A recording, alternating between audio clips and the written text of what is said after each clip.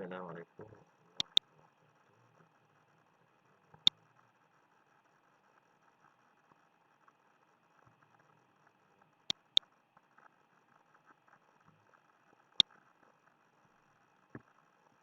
Assalamualaikum warahmatullahi wabarakatuh.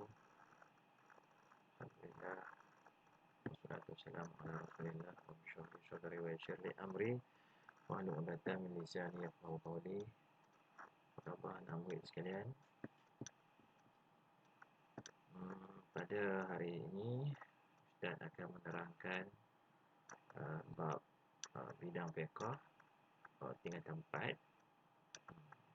bertajuk Muamalah Islam unit 2 akad, sambungan daripada unit 1 konsep muamalah.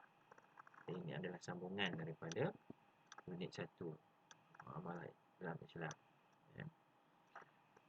Baiklah anak-anak sekalian, mari kita sambung teruskan ya, akad dalam muamalah ini. Kita tengok satu persatu sehingga kita faham tajuk ini ya.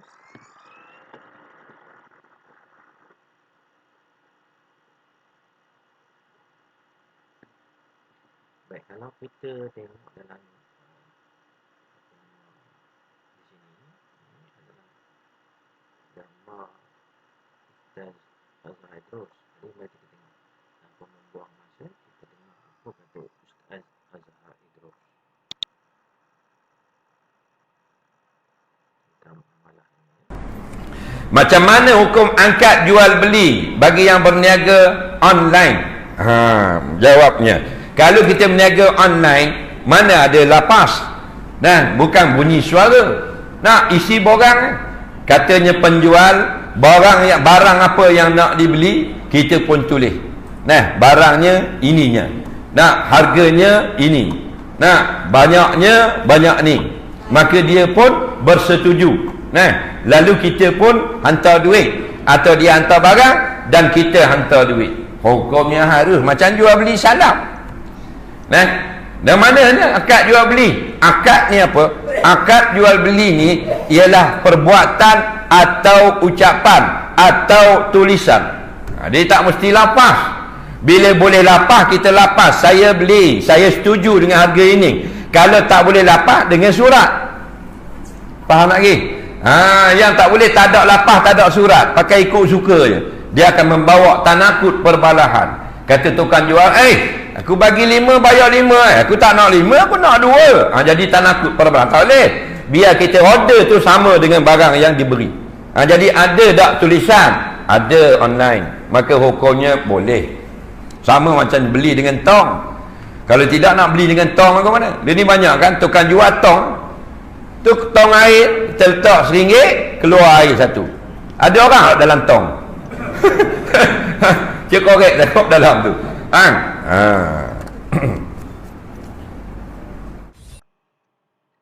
Baiklah anak-anak, akad akad di dalam muamalah ni dia ada persoalan-persoalan dia. Seperti Ustaz Azhar terus kata tadi tu, akad ini di dalam Islam tu dia perkara yang penting. Mari kita tengok seterusnya peranan akad. Okey. Akad dalam muamalah ya. Kita tengok satu persatu. Boleh rujuk buku teks masing-masing, buku surat 129, 142 ya. Yang ada e-book pun boleh rujuk dalam e-book. Jadi nak belajar ni kena rujuk, kena tengok, hak ni kena dengar betul-betul. Akad ni penjual, ni pembeli. Betul, lebih kurang. Jadi dalam pelajaran akad ini, akad dalam muamalah ni, objektif seperti biasa objektifnya ialah pelajar anda dapat menyatakan maksud akad. Allah Akbar, tertekan pula. Itulah dia, nak tekan.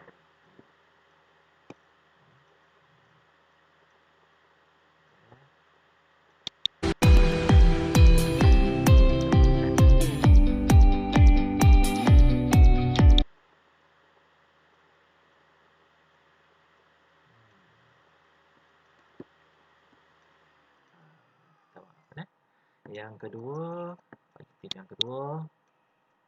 menjelaskan rukun akad. Yang ketiga, pelajar dapat menyatakan syarat akad dalam muamalah Islami. Yang keempat, pelajar dapat menyatakan jenis akad dalam muamalah Islam. Dan akhir sekali, seperti biasa, latihan pengukuhan dan sikit sebagai inilah di antara objektif dalam tajuk akad muamalah dalam muamalah, ya. Okey, seterusnya kita nampak, ya. Ni kita tengok video ni bagi ringan-ringan sikit, ya, supaya kita mudah faham.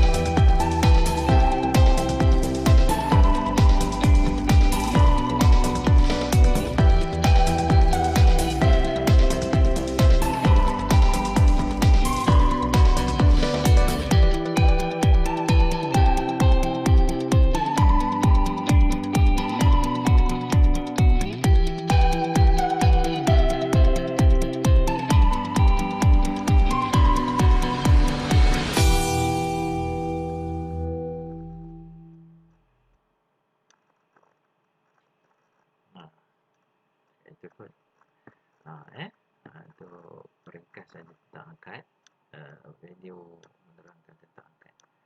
Okey, kita terus ke slide seterusnya. Maksud akad dalam muamalah Islam. Ini penting kita kena hafal ni.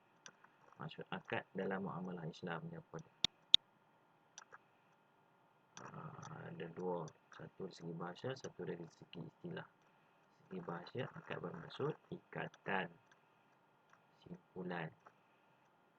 Dari segi istilah, akad bermaksud ijab dan kabul dalam urusan perniagaan dan kewangan. Ijab, kabul, dua perkataan mesti ada. Itu dari segi istilah, maksud akad. Boleh faham? Boleh hafal? InsyaAllah.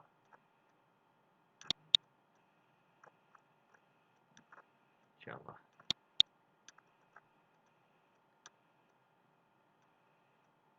Ijab kabul.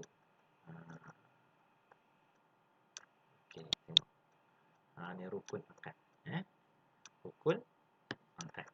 Rukun akad. Pertama, sirah. Yang kedua, sesuatu yang diakadkan, pihak yang diakadkan. Sirah, sesuatu yang diakadkan, pihak yang berakad. Sirah ialah lafaz.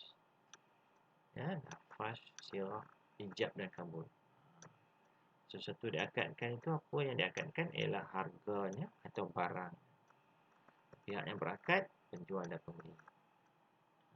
Rukun akad. Rukun ni sesuatu perkara yang wajib. Jika tinggal salah satu, tidak sah. Akad itu tak sah. Jadi mesti ada ni 3 pihak, 3 perkara ni. Pihak yang berakad, iaitu penjual dan pembeli. Sesuatu yang diakadkan, iaitu harga dan barang. Dan sirah, iaitu lafaz ijab dan kabul. Itu rukun akad. 1, 2, 3. Ini rukun akad. Rukun akad. Ingat. Syarat akad dalam muamalah Islam. Apa syarat akad? Syarat akad.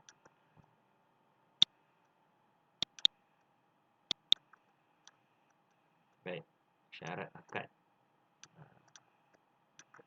Menerangkan tentang rukun tadi Syarat akad menerangkan tentang rukun pihak yang berakad, perkara yang diakadkan, sirah. Dia menerangkan apa syarat pihak yang berakad. Pihak yang berakad, pertama, penjual dan pembeli mestilah berakal, baligh, mampu memelihara dan menguruskan hartanya. Penjual dan pembeli mestilah berakal, baligh, mampu memelihara dan mengurus hartanya. Yang kedua, berasaskan dua pihak dan bebas membuat pilihan. Berasaskan dua pihak, penjual dan pembeli, bebas membuat pilihan. Jual atau tidak, nak beli ataupun tidak. Syarat pihak yang berakad. Yang kedua, syarat akad yang kedua adalah syarat perkara yang diakadkan. Syarat perkara yang diakadkan ialah pertama, wujud ketika akad berlaku. Perkara yang diakadkan itu iaitu barang tu wujud ketika akad berlaku. Ada barang, contohnya macam telefon. Yang kedua, barang halal. Barang halal ni tahulah, tak perlu diterangkan. Yang ketiga, dapat diserahkan ketika akad. Barang tu dapat diserahkan ketika akad. Itu syarat yang kedua. Syarat yang ketiga, sirah. Syarat sirah ni, pertama, lafaz ijab dan kabul adalah sepadan. Ijab dan kabul. Ijab, aku jual. Kabul, aku beli. Sepadan. Aku jual telefon, aku beli telefon. Yang kedua, lafaz ijab dan kabul tidak diikat dengan syarat tertentu. Lafaz ijab dan kabul tidak diikat dengan syarat tertentu. Diikat, aku beli, aku jual bila bulan depan, macam tu. Ataupun bila bila barang tu turun harga. Itu tidak ada syarat lain. Yang ketiga, syarat sirah yang ketiga, lafaz ijab dan kabul dilakukan dalam satu pertemuan dalam kedai, contohnya. Biasanya dalam kedai atau satu tempat tertentu lah. Ini dah syarat akad. Syarat akad dalam muamalah Islam. Syarat akad, syarat rukun tadi. Setiap rukun tu ada syarat dia. Ini dah clear. Hafal saja.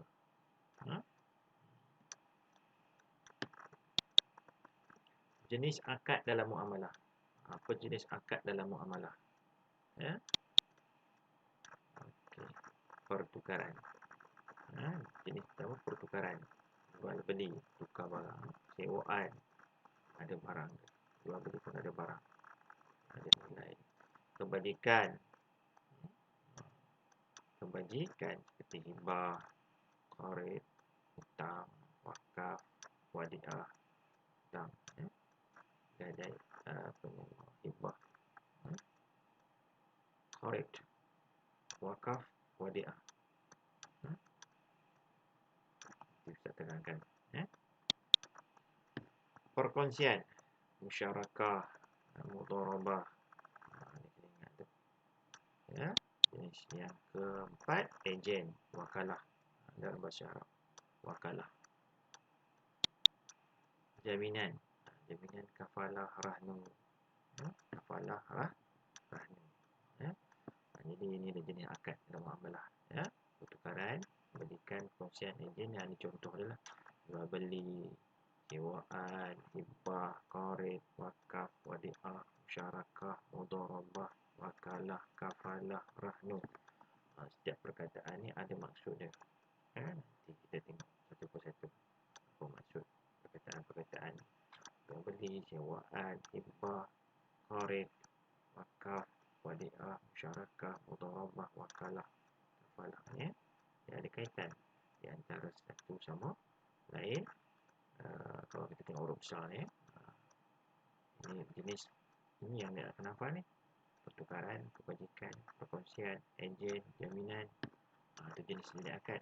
Contoh pertukaran, jual beli. 3-4 kali saya tulang ulang macam tu, tak apalah, insyaAllah penting nak boleh faham.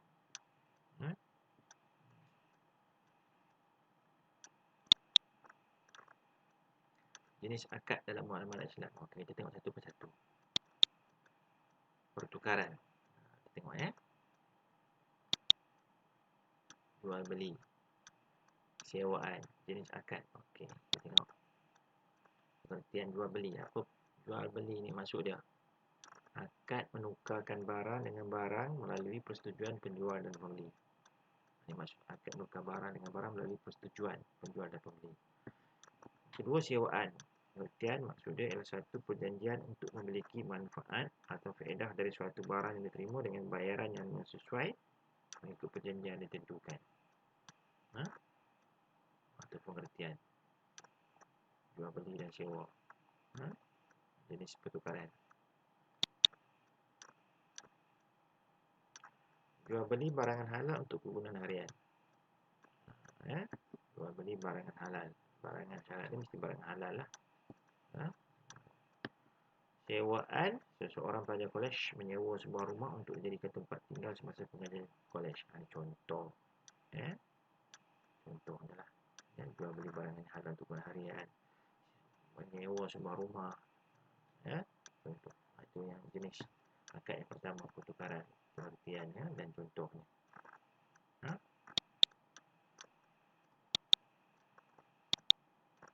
Yang kedua, jenis yang kedua, kebajikan. Contoh, contoh dia, jenis dia, jenis hibah dan qirat. Hibah dan qirat. Ini berkaitan dengan kebajikan. Hibah, qirat. Apa maksudnya?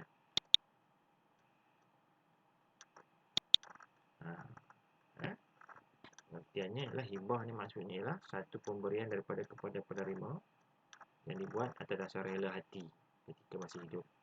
Hibah satu pemberian. Kata hadiah ni lebih macam hadiah kan. Satu pemberian daripada seseorang kepada penerima yang dibuat atas dasar rela hati ketika masih hidup.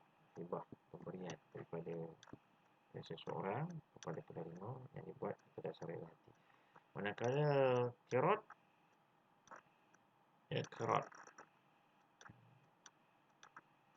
qirat ni salah hijrah, iaitu pinjaman. Qirat ni pinjaman. Pinjaman yang dilakukan untuk sesuatu kegunaan sama ada dari wang ringgit atau lainnya, tanpa sebarang imbuhan atau faedah dan perlu dibayar kembali jumlah yang sama. Itu qirat, pinjaman. Semua berkaitan kebajikan. Contoh dia seorang ibu menggunakan hibah. Contoh hibah untuk pembelian rumah kepada anaknya. Dia beri rumah kepada anaknya. Hibah tu. Sukarela bagi kat anak. Kalau kirat, kirat. Dan Cik Ali membuat pinjaman bank sebanyak RM5,000 bagi mula perniagaannya. Contoh lah. Contoh. Jenis kebajikan. Hibah dan kirat.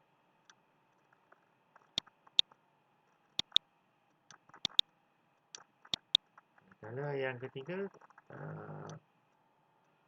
kebajikan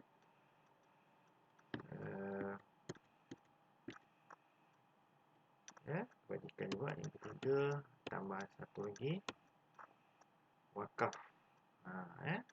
Wakaf. Apa maksud wakaf? Wakaf maksudnya ialah menyerahkan harta atau sebagian harta kepada milik atau pada hukum milik Allah dengan tujuan mendampingkan diri kepada Allah dan akhirnya memberi manfaat atau hasilnya kepada pihak kebajikan yang ditentukan oleh pewakaf selama-lamanya. Menyerahkan harta atau sebagian harta pada milik atau pada hukum milik Allah dengan tujuan mendampingkan diri kepada Allah dan akhirnya memberi manfaat atau hasilnya kepada pihak kebajikan yang ditentukan oleh pewakaf selama-lamanya. Menyerah harta. Contoh dia, syarikat bank Rimau mewakafkan sebuah institusi pula tahfiz untuk kegunaan pelajarnya. Itulah. Menyerahkan harta untuk tujuan mendampingkan diri kepada Allah SWT supaya bermanfaat pada Allah. Ini milik Allah. Wakaf ni milik Allah. Akhirnya dia milik Allah. Dia wakaf, Allah hanya jadi saksi lah.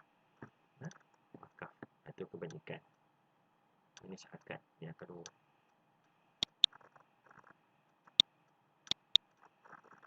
Kebajikan wadi'ah. Wadi'ah. Kebajikan ni banyak tau.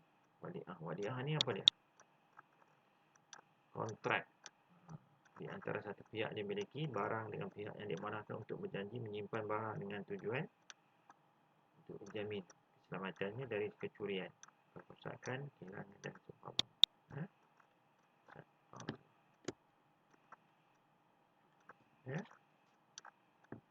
Kontrak di antara satu pihak yang dimiliki barang dengan pihak yang diamanahkan untuk berjanji menyimpan barang dengan tujuan untuk dijamin keselamatannya dari kecurian, kerosakan, kehilangan dan seumpamanya. Itu wadi'ah. Pajak gadai.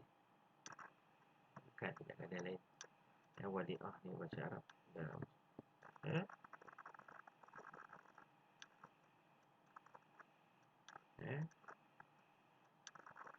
Kontrak. Ini kontrak di antara satu pihak yang memiliki barang yang pihak diamanahkan untuk berjanji menyimpan barang tujuan untuk menjamin keselamatan dari kecurian, kerosakan.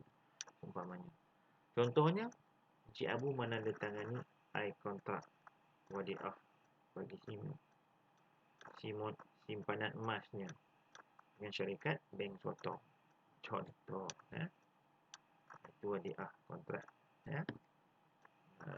bagi simpanan emas, wadi'ah emas. InsyaAllah. Ni apa cerita pula ni? Kita tengok apa video ni kata.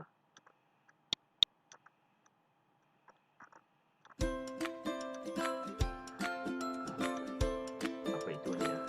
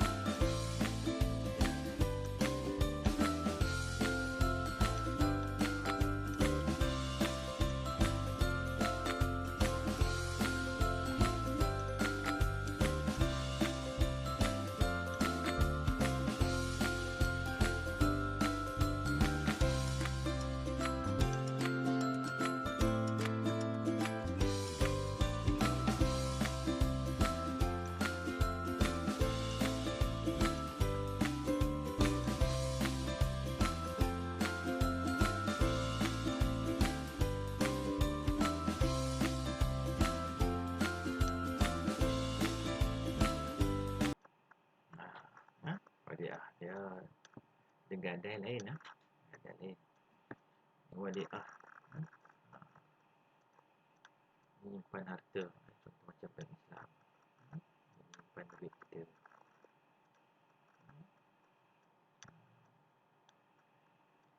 Supaya tak hilang, tak curi orang lain. Wadiah.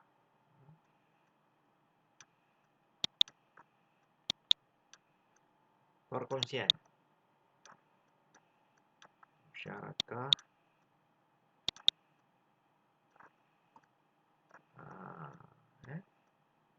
Jenis yang kedua, tiga, perkongsian. Musyarakah. Jenis akad yang ketiga, apa nama? Perkongsian. Musyarakah. Musyarakah ni pengertiannya ialah kerjasama antara dua pihak atau satu usaha tertentu yang mana masing-masing memberikan sumbangan dengan kesepakatan bahawa keuntungan dan risiko akan ditanggung bersama sesuai kesepakatan. Kerjasama antara dua pihak atau satu usaha tertentu yang mana masing-masing memberikan sumbangan dengan kesepakatan bahawa keuntungan dan risiko akan ditanggung bersama. Sesuai kesepakatan kerjasama dua pihak atau suatu usaha tertentu, masing-masing beri sumbangan sepakat untuk risiko tanggung bersama. Contohnya pihak bank bertindak sebagai rakan kongsi kepada pelanggannya dengan menyediakan pembiayaan atas konsep musyarakah tanpa mengenakan kadar faedah. Contohnya lah. Okey. Mudharabah.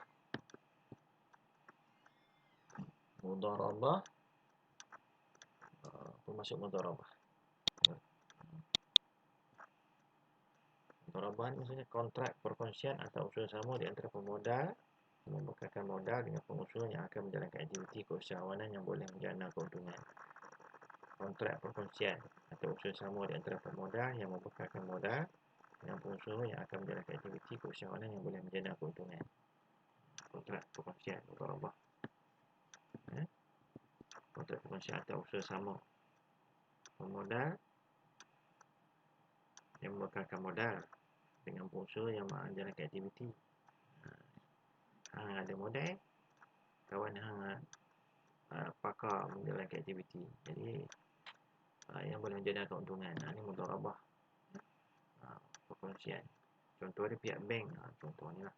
Contoh yang dalam buku teks tu ada. Pihak bank bertindak sebagai penyumbang modal kepada pelanggannya dengan menyediakan pembiayaan atas konsep mudharabah yang berkongsi keuntungan perniagaan mengikut persepakatan. Itu dia mudharabah. Jenis akad. Yang ketiga tadi. Ejen. Yang keempat. Jenis ejen. Ejen. Ini jenis akad ni. Apa dia? Wakalah. Ejen ni wakalah. Dalam bahasa Arab, wakalah. Ejen ni wakalah. Nama dia wakalah.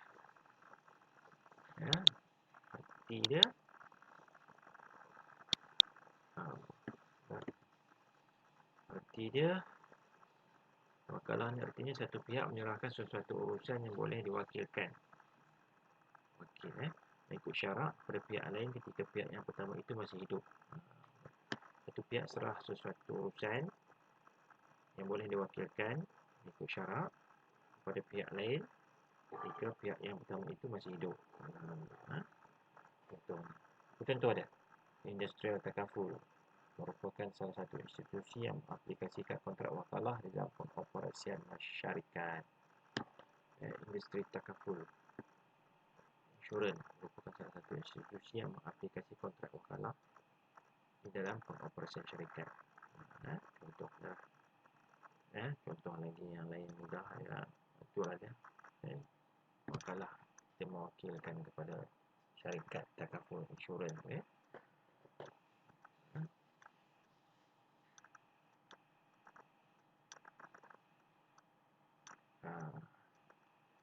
untuk kepentingan kita orang yang menyerahkan urusan tu lah.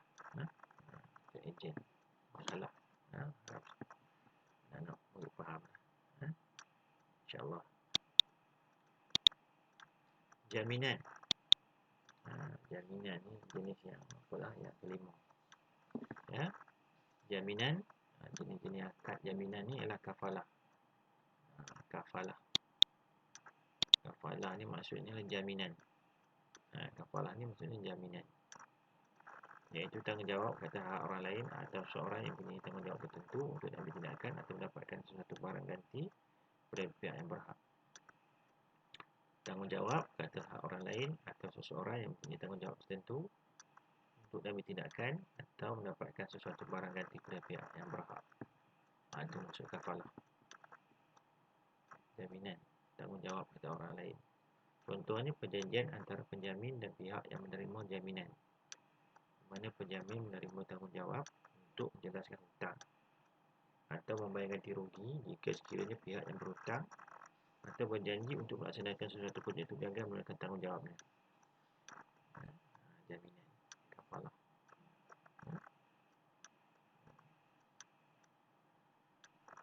InsyaAllah.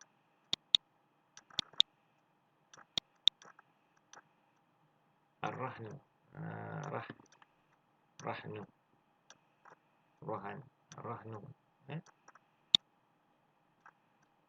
Pengertiannya sesuatu barangan yang dijadikan cagaran oleh pemiliknya bagi mendapatkan pinjaman. Pajak gadai lah ni. Contoh, syarikat bank C memperkenalkan sistem pajak gadai Islam Ar-Rahnu untuk menghapuskan riba dan gharar. Suatu barangan yang dijadikan cagaran oleh pemiliknya untuk mendapatkan pinjaman. Cagar emas kat bank untuk dapat pinjaman. Itu juga salah satu daripada muamalah. Contoh muamalah di dalam Islam yang ada di mana di situ terdapat akad. Dalam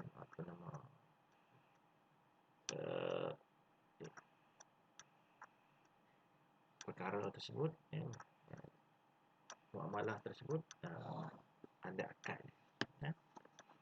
Penting akad dalam setiap jenis muamalah tu tadi. InsyaAllah. Data pengukuhan.